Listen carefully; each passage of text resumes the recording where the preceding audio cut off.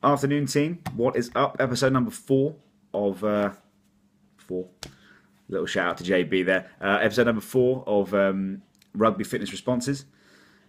So today's question is from Luke, and he is a member of actually my club's forward pack.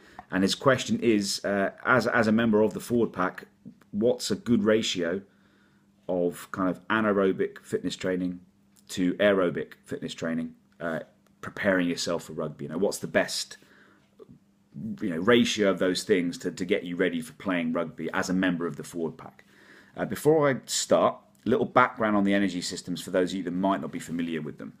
So your body has 3 main energy systems. It has its primary energy system, which is the ATP system, and that is responsible for bouts of basically maximal intensity exercise that last up to about 10, maybe slightly more than 10 seconds, 10 15 seconds. Anything that your ATP can't take care of, so something that's longer than that, say between sort of 10 seconds and a minute long, you're going to be using your anaerobic energy system, which is your secondary energy system. And then anything over that, you're not going to be able to maintain a massively high intensity. The intensity will drop slightly, and you will start to use your aerobic energy system. So obviously, a game of rugby uses all 3. You'll have, if you imagine coming off of a set piece, coming off the line out, that initial, carry from the centre or whoever going up the guts, up the middle, that would be very much ATP, so flat out maximal sprint. But then as the play develops and it goes on, you're over that 10-second barrier, and everyone involved is going to be using anaerobic energy. If it lasts more than a minute, chances are they're going to be using a lot of their aerobic system as well.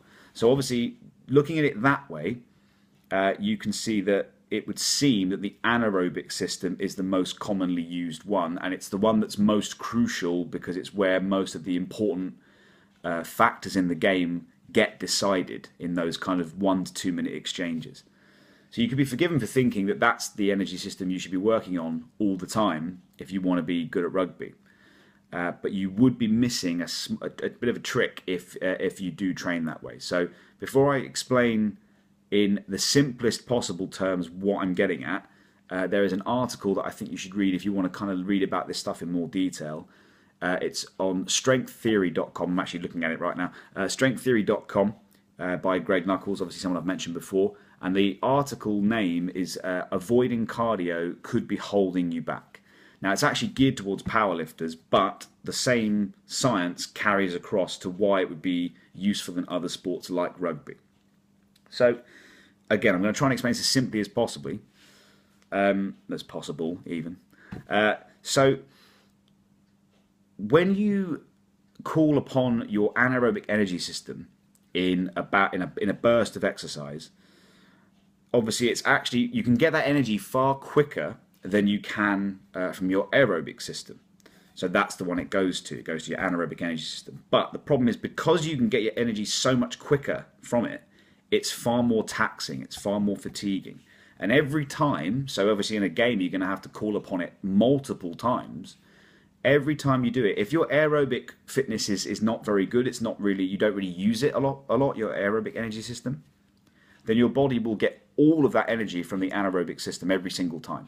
And so therefore, if you imagine it's like a tank of petrol, it will just deplete it that much more every time you call upon it until you hit the point of where you've got nothing left.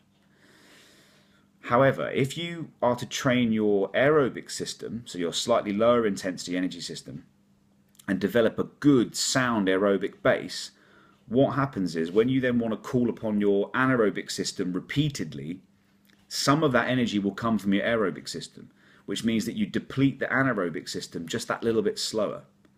So that's how combining the two will benefit you more than just doing one or the other. If you just do aerobic training all the time, nothing is going to prepare you for that sudden high intensity burst that you're going to need, or repeated high intensity burst you're going to need in a game. But if you don't do any aerobic training, then you're going to deplete your anaerobic system that much quicker. That's the simplest way I can put it, basically. So a combination, as with most things in fitness, a combination is better than one or the other. So with regards to how you would actually devise that into a training schedule, obviously in your off season is when you're going to be making most of your gains, as we've talked about before.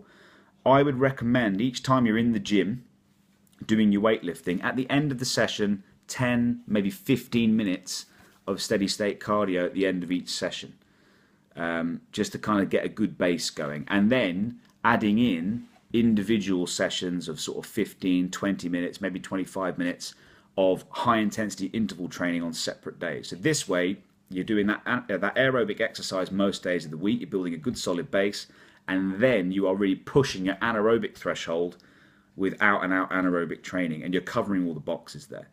So I don't think there's like a magic number in terms of a ratio between the two. I just think that some combination of the two is going to benefit you more than doing one or the other.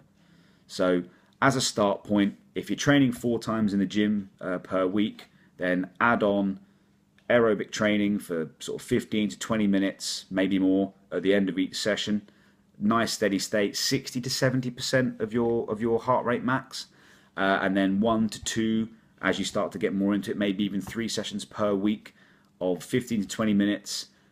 High intensity interval training, could be on a treadmill, could be on a bike, could just be repeated sprints at your local club. And then once you start getting back into pre-season, you're going to be getting all those fitness demands taken care of anyway in the on-pitch training, through all your drills, or your quick repeated sprint drills, and your handling drills, and your diamond channel drills, and all that.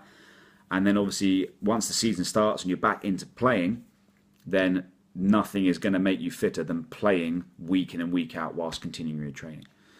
So I hope that answers your question, Luke. Actually, to be honest, there's not a massive difference in the modern game in the energy demands between forwards and backs. It used to be that it was very much, backs didn't have to be aerobically fit at all because they ran their set piece move, then didn't touch the ball again for a while, then it came back to them, they went again. Now, with backs being required to carry a lot of size and do a lot of rucking, do a lot of tackling, do a lot of ball carrying as well, actually the energy demands are not massively different. Obviously, forwards still have a higher aerobic demand because they do have to cover more yardage to clear rucks. They're involved in scrums, they're involved in line-outs, they're involved in driving mauls, which are very, very taxing. The actual split is not as big as you might think. So I hope that answers your question, Luke. As always, guys, if you have a question for me that's rugby related, then whack it in the comment section below this video, and the comment that gets the most likes between now and next Thursday, I'll then answer in next Friday's video. We're going to do 2 more episodes of Rugby Fitness Responses, so if you've got any questions, get them in now. So this is Paul from Get Yours Online Training, and I will see you guys soon. Have a great weekend. Peace out. Take care.